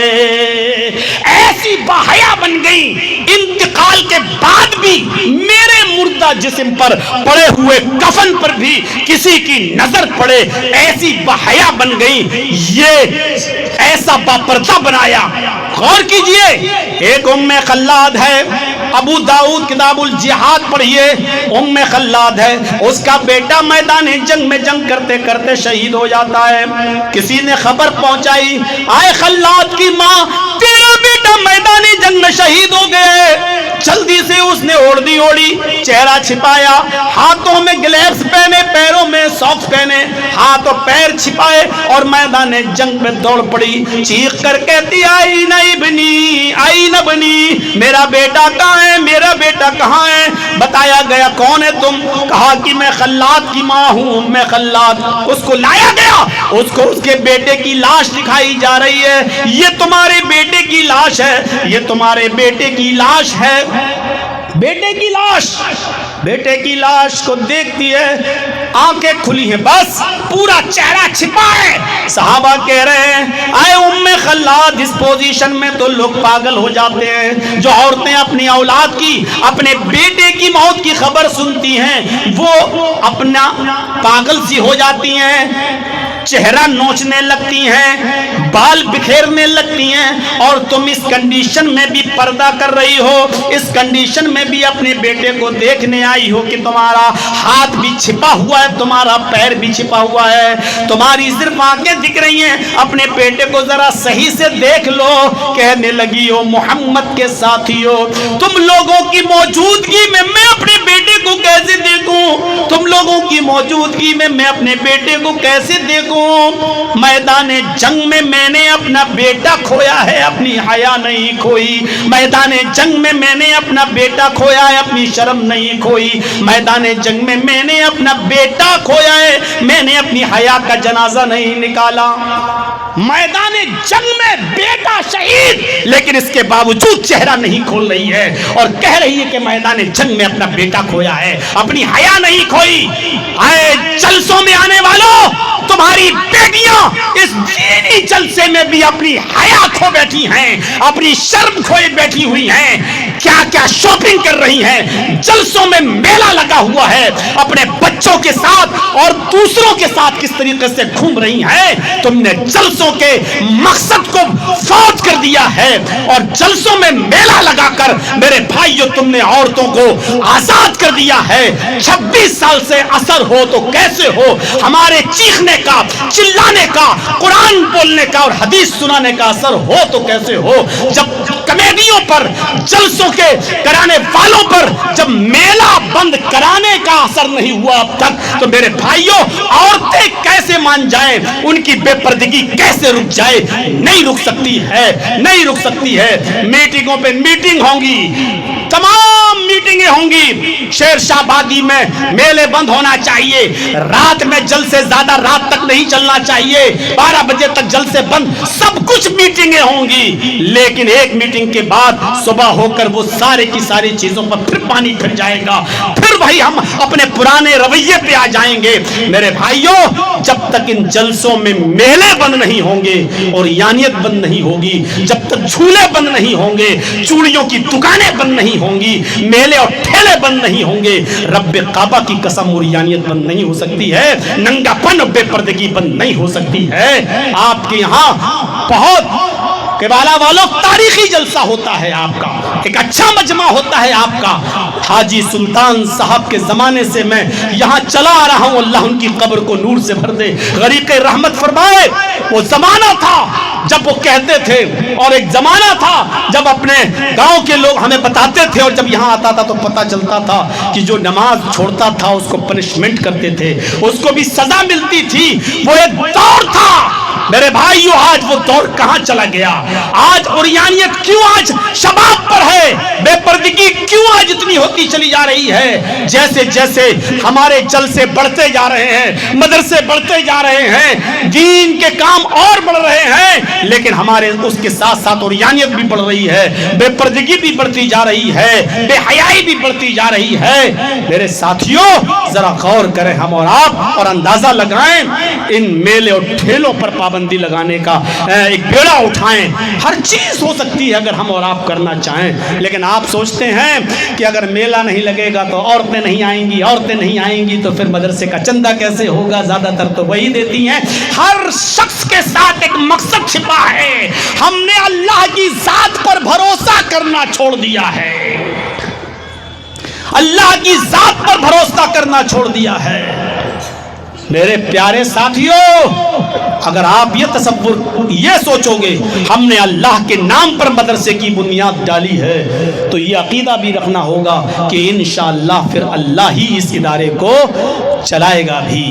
میرے بھائیوں, یہ توکل, یہ اعتماد ہمارے اندر ہونا چاہیے. اس کے لیے ناجائز طریقے نہیں. بجلی کی چوری چوری ہے, چاہے آپ سرکاری کریں یا کسی اور کی کریں, چوری چوری ہے. اب آپ ہمارے اتر پردیش میں یہ زیادہ ہوتا ہے, کٹیا ڈال دی, لٹھے باہر کھمبے پہ تار ڈالا, اب اسی سے سردیوں بھر ہیٹر بھی جلیں گے تاپنے کے لیے, اور بڑے بڑے حاجی اور نمازی اسی پہ گرم پانی کریں گے, پھر وضو بھی بنائیں گے, جمعے کے دن نہائیں گے تو گرم پانی کر کے. چوری کی بجلی سے ابھی رمضان کا مہینہ جب آئے گا تب آپ دیکھیے گا 18-19 فروری سے آپ دیکھیے گا چوری کی بجلی پر ہیٹر جلا کر سحری بھی بنے گی, وضو بھی بنے گا, اور روزے بھی رکھے جائیں گے, افطاری بھی تیار ہوگی. چوری چوری ہے چاہے آپ کسی کی کریں. اسی طریقے سے غلط طریقے سے بھی اگر ہم پیسہ لیں گے تو طریقہ غلط ہی رہے گا, وہ صحیح نہیں ہو جائے گا. اس لیے کوشش کریے کہ ہم اللہ پر اعتماد کریں. ایک واقعہ میں آپ کو سناؤں, اللہ پر جب کوئی اعتماد کرتا ہے تو اللہ کیسے راستہ نکال دیتا ہے. علامہ ابن رجب حنبلی کی ایک کتاب ہے بڑی مشہور, جس کا نام ہے طبقات حنابلہ. اس کتاب کے رائٹر ہیں ابن رجب حنبلی.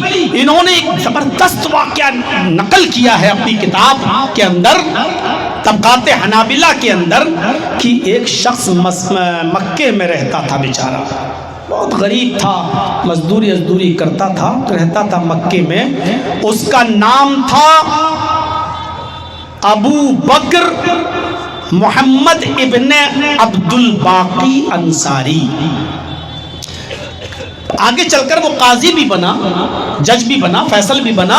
قاضی ابو بکر محمد ابن عبد الباقی انصاری بہت غریب مکے میں رہتا تھا. ایک دن بیچارہ بھوکا اور پیاسا نکلا, سوچا کہ کسی کو میرے چہرے پر نظر پڑ جائے اور میری حالت دیکھ کر کوئی مجھے کھانا کھلا دے, کوئی مجھے پانی پلا دے, کوئی مجھے کچھ کھلا دے پلا دے. یہ بیچارہ بھوکا پیاسا نکلا تو اس کو راستے میں ریشم کی ایک تھیلی نظر آئی. ریشم کی ایک تھیلی اس کو پڑی ہوئی دکھی, جو ریشم کے دھاگے سے ہی بندھی ہوئی تھی. اس نے اس تھیلی کو اٹھایا اور کھول کے دیکھا تو کیا دیکھتا ہے, اس تھیلی کے اندر ایک بیش قیمت بہت مہنگا موتیوں کا ایک ہار ہے.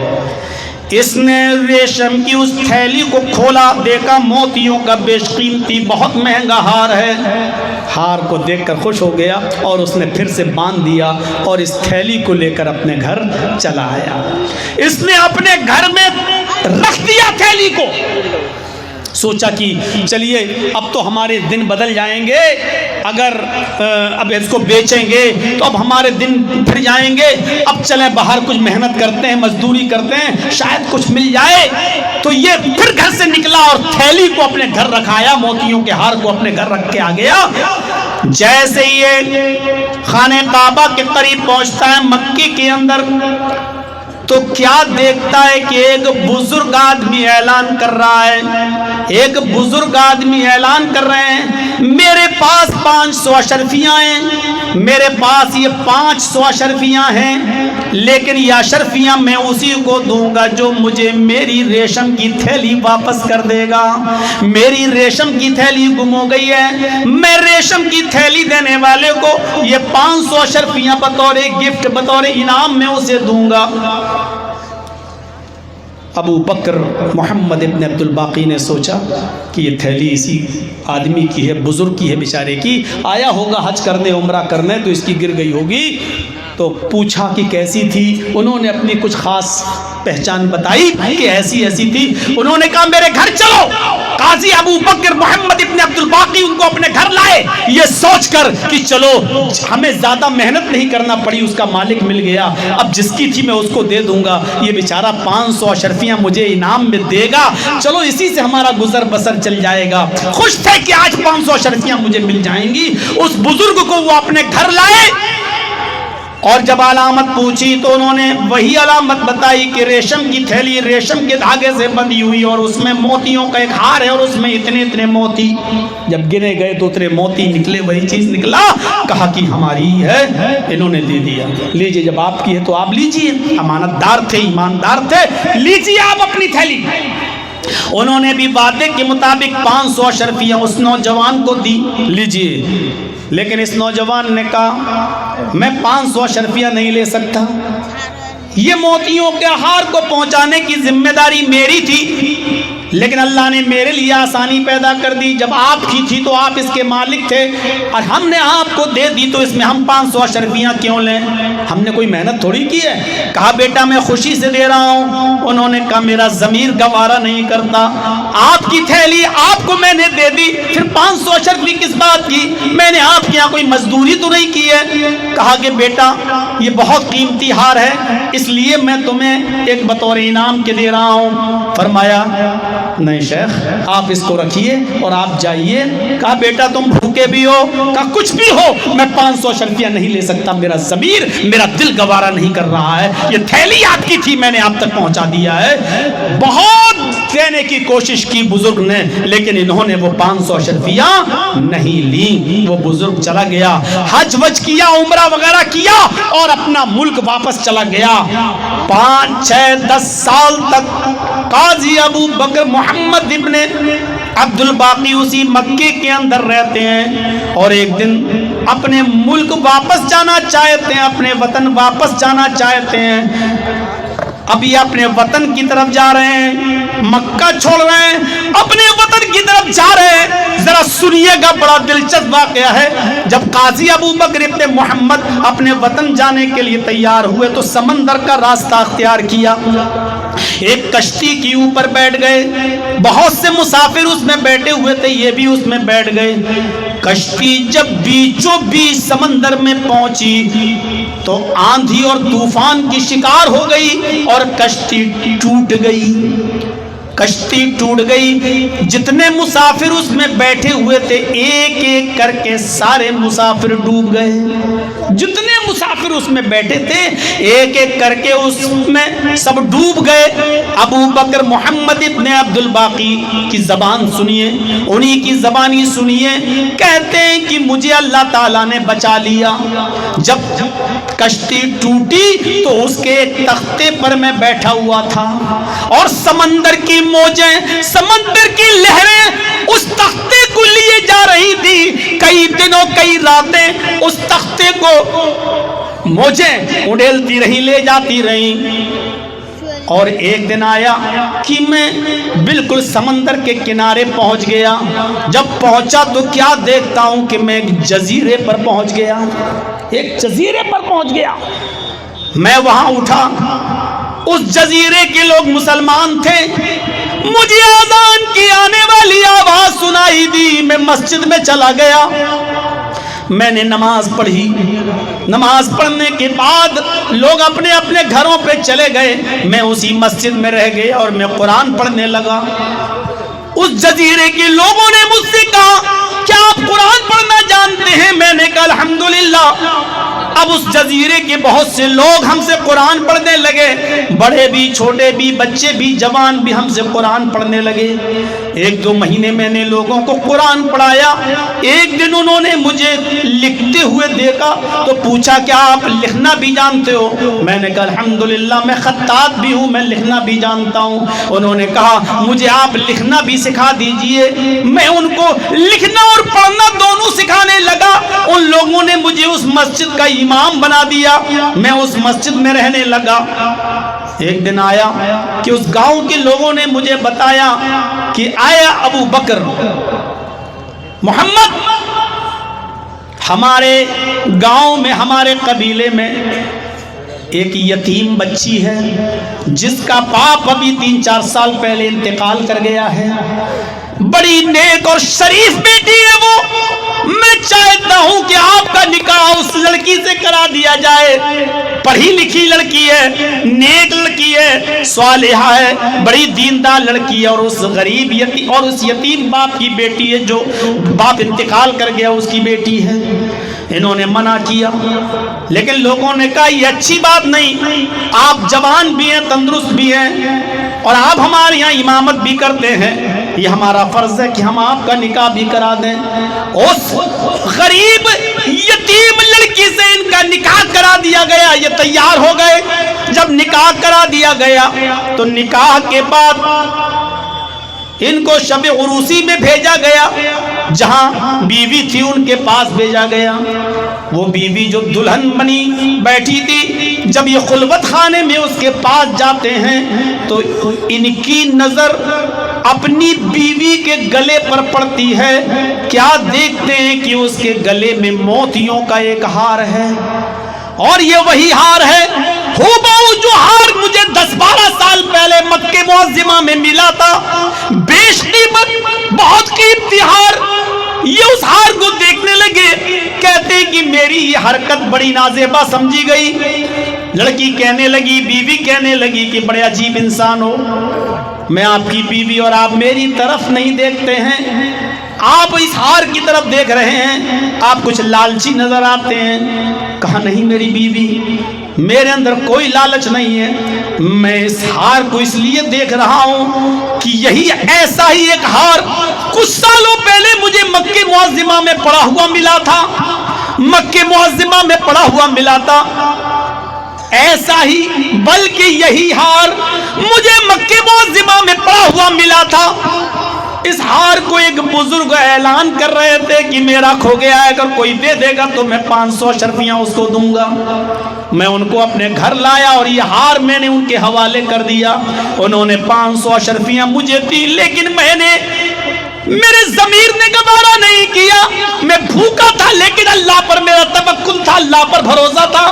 انہوں نے بہت دینے کی کوشش کی لیکن میں نے 500 اشرفیاں نہیں لی اور اس بزرگ کا ہار ان کو واپس کر دیا۔ وہ اپنا حج اور عمرہ کر کے واپس آ گئے۔ اس کے بعد آیا گیا معاملہ ہو گیا، لیکن آج وہ ہار میں تمہارے گلے میں دیکھ رہا ہوں۔ لڑکی کہتی ہے سبحان اللہ، سبحان اللہ، اے میرے پیارے شوہر، وہ میرے باپ تھے، ابھی چند دنوں چند سالوں پہلے ان کا انتقال ہوا ہے۔ وہ ہر نماز کے بعد یہ دعا مانگا کرتے تھے کہ اللہ اس دنیا میں نے ایک ہی امانت دار اور ایماندار لڑکا دیکھا ہے جس نے میرا قیمتی موتیوں کا ہار بلا معاوضے واپس کر دیا۔ اے اللہ میری بیٹی بھی جوان ہونے جا رہی ہے، ایسا کوئی انتظام فرماتے کہ میں اپنی بیٹی کا نکاح اس لڑکے کے ساتھ کر دوں۔ میرے باپ تو اس دنیا میں نہ رہے لیکن اللہ تعالیٰ نے آپ کو میرے پاس پہنچا کر میرے باپ کی دعا کو قبول فرما لیا۔ ہاں میرے شوہر، یہ وہی ہار ہے جو آپ نے میرے باپ کو پیش کیا تھا، دیا تھا، اور ان سے 500 اشرفیاں بھی نہیں لی تھی۔ انہوں نے اپنی بیوی کے ساتھ ملاقات کی۔ صبح یہ واقعہ جب گاؤں میں بتایا تو تمام तमाम लोग ये कहते थे कि आए अबू बकर मोहम्मद इब्न अब्दुल बाकी, वो बुजुर्ग इस मस्जिद में रो रो कर दुआ मांगता था और कहता था कि अल्लाह उस लड़के को हम तक पहुंचा दे, उस नौजवान को हम तक पहुंचा दे, उसका यहाँ आने का कोई इंतजाम फरमा दे ताकि मैं अपनी बेटी का निकाह उसके साथ कर दूं। मेरे भाइयों, ये होता है अल्लाह पर तवक्कुल और अल्लाह पर भरोसा करने का इनाम और दुआ की मकबूलियत का ऐसा दुआ की जो मकबूलियत होती है, ये दुआ मांगने का सिला। मेरे प्यारे साथियों, अल्लाह पर भरोसा करना सीखिए। अल्लाह के नाम पे आप मस्जिदें बनवाते हो, अल्लाह के नाम पे आप इदारे कायम करते हो, तो अल्लाह इंशाअल्लाह इनको चलाएगा भी और अल्लाह इंतजाम भी फरमाएगा। लेकिन ये तमाम खुराफातों को मेरे भाइयों बंद कीजिए, क्योंकि अगर जलसों में इस्लाह ना हो तो बेकार है, जलसों में अगर बेपर्दगी खत्म ना हो तो बेकार है। मेरे भाइयों, हमारे समाज, हमारे मुआशरे से बेपर्दगी खत्म होनी चाहिए। 1:45 बज चुके हैं और मैं जानता हूं कि इतनी रात तक अब जागना मुमकिन नहीं है। आप लोगों से गुजारिश है कि आप जो है अपने मोबाइल समेट लें, और आप लोगों से गुजारिश है जो यहाँ बैठे हुए हैं, मैं 10 मिनट 15 मिनट आपके बीच बैठता हूं और इस इदारे के लिए आपसे सवाल करता हूं, दामन फैलाता हूं कि आप मेरे हाथ पर कुछ दें, तो इंशाअल्लाह मुझे उम्मीद है कि आप मेरी बात को ज़ाये नहीं जाने देंगे, बेकार नहीं जाने देंगे। आप मुझे हाजी सुल्तान साहब के ज़माने से याद करते चले आ रहे हैं और हर साल बुलाते हैं, इतनी मोहब्बत करते हैं, तो आप मेरी बात भी मानेंगे। ये इदारे हमारे और आपके ताउन से चल रहे हैं। इन इदारों पर अगर हमने नजर न डाली तो उत्तर प्रदेश की तरह हमारे इदारे भी बंद कर दिए जाएंगे। इदारे बंद नहीं होना चाहिए मेरे भाइयों। यूपी में मदरसों पे बुलडोजर चल रहा है, आप बहुत खुश माहौल में रहते हैं। अल्लाह रब्बुल आलमीन आपके ऊपर ये साया डाला रहे और रहमत बरसाता रहे। जज़ाकुमुल्लाहु अहसनल जज़ा। अल्लाह से दुआ है कि मेरे भाइयों की जो बातें कही गई अल्लाह ताला कहने वालों और सुनने वालों को अमल की तौफीक अता फरमाए। जब तक हमें जिंदा रखे, इस्लाम पे जिंदा रखे, और जब खात्मा हो तो ईमान पर हमारा खात्मा फरमाए। वमा अलैना इल्लल बलागुल मुबीन व आखिरु दअवाना अनिल हम्दुलिल्लाहि रब्बिल आलमीन।